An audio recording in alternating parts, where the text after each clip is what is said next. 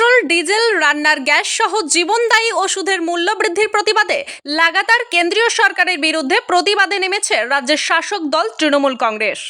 দলীয় নির্দেশে অন্যান্য জায়গার পাশাপাশি পূর্ব বর্ধমানের ভাতার ব্লক যুব তৃণমূল ও তৃণমূল ছাত্র পরিষদের উদ্যোগে শুক্রবার বিকেলে ভাতার বাজার নাসিক গ্রাম মোড়ে একটি পথসভার আয়োজন করা হয়।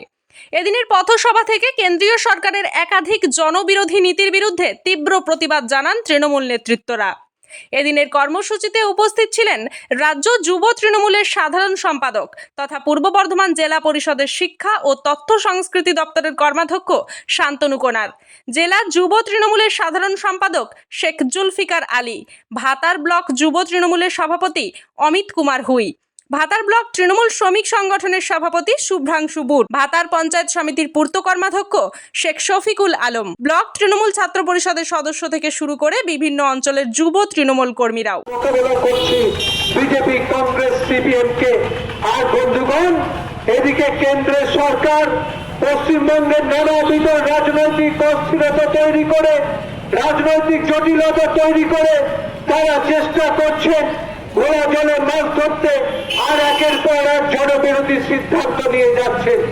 যখন পশ্চিমবঙ্গে বেকারদের চাকরি নিয়ে পশ্চিমবাংলার মানুষ এখানকার শিক্ষিত বেকারদেরকে বিভ্রান্ত করছে এক শ্রেণীর চক্রান্তকারী গোষ্ঠীরা, বিচার ব্যবস্থায় এক শ্রেণীর মদতপুষ্ট অংশ, তখন আমরা দেখতে পেলাম রান্নার গ্যাসের দাম 50 টাকা সিলিন্ডার প্রতি বেড়ে গেল এবং পেট্রোলের দাম 2 টাকা লিটার প্রতি বেড়ে গেল।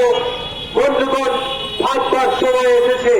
এই বিজেপি সরকার একদিন আমাদেরকে কথা দিয়েছিল যে যখন ভারতবর্ষের বুকে বিজেপি সরকার গঠন হবে তখন ভারতবর্ষে আর পেট্রোপণ্যের মূল্য বৃদ্ধি হবে না। তারা উজ্জ্বলা গ্যাসের স্বপ্ন দেখিয়েছিল, উজ্জ্বলা গ্যাসের স্বপ্ন দেখিয়ে বলেছিল ধোঁয়াহীন চুল্লি অর্থাৎ উজ্জ্বলা গ্যাসের মাধ্যমে রান্না করবে এই পশ্চিমবঙ্গ তথা ভারতবর্ষের মায়েরা। তাদেরকে আর খুঁটের জালে, কয়লার জালে, কাঠের জালে রান্না করতে হবে না, চোখের জল ফেলে রান্না করতে হবে না। সে ঘটনা আপনাদের জানা আছে। কিন্তু বিশ্বের বাজারে অপরিশোধিত তেলের দাম বৃদ্ধি না পেলেও নরেন্দ্র মোদী সরকার বিভিন্ন সুযোগ বুঝে পেট্রোল ডিজেলের দাম বৃদ্ধি করিয়ে যাচ্ছে, রান্নার গ্যাসের দাম বৃদ্ধি করিয়ে যাচ্ছে।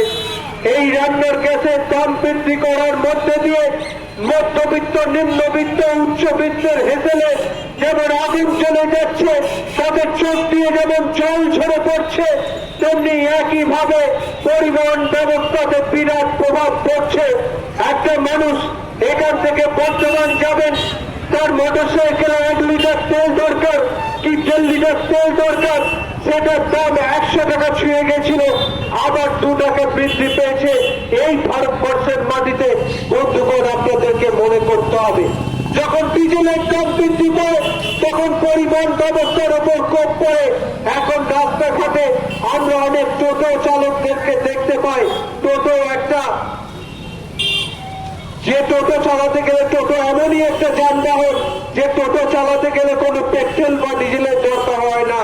কিন্তু যে নাসিক গ্রাম মোড়ে আমরা দাঁড়িয়ে 1 ঘন্টার বেশি সময় ধরে সভা চালাচ্ছি, এখনো পর্যন্ত ভারতবর্ষের বেশিরভাগ মানুষ যে পরিবহন ব্যবস্থাকে তাদের নিজেদের করায়ত্ত মনে করেন, যে বাস পরিবহন ব্যবস্থা, যে ট্রেন পরিবহন ব্যবস্থা এবং বিভিন্ন ছোট গাড়ি পরিবহন ব্যবস্থা যারা দূর দূরান্ত অতিক্রম করেন, তাদের কি অবস্থা? দিনের দিন বাস কোম্পানি